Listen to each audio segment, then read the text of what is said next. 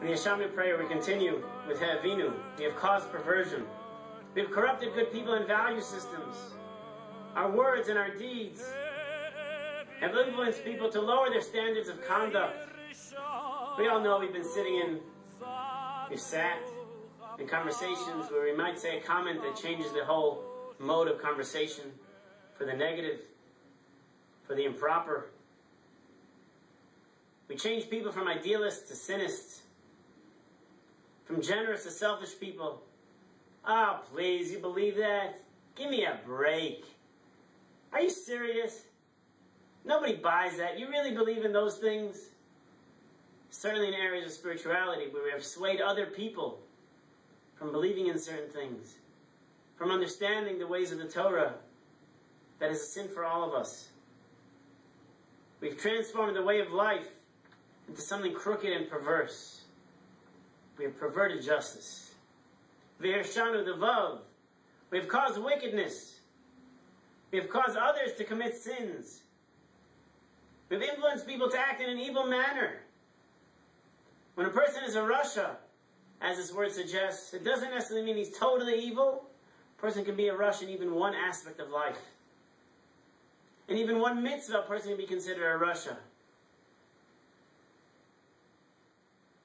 Rasha usually applies and means something related to deed, as opposed to a sin created by thought.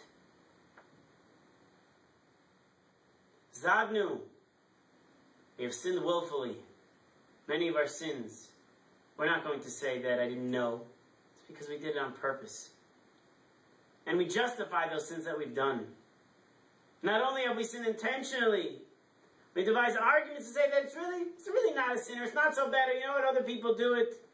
If I'm going down with the best of them. A sin is a sin. Justifying it is not going to make the sin any better. It's not going to save us any more from the sin. The word Zadnu implies a worse degree of intentional sin than the previous one, than V'Ashamnu, than the Rasha. Because someone who justifies his misdeeds will surely sin again, and not actually feel like he's even sinning.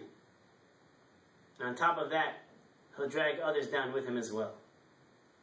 Chamasnu, from the word Hamas, as we know, of our enemies. But here the word Hamas, to extort. We have taken advantage of the poor and the weak. Interesting that you have a group that calls themselves this. Hamas includes several sins. It refers to extortion, where you intimidate a person to do something that they don't necessarily want to do. This is forbidden by the 10 Commandments of Lo Tachma. That would mean even if I go over to someone and I say, can you please give me your potato chips?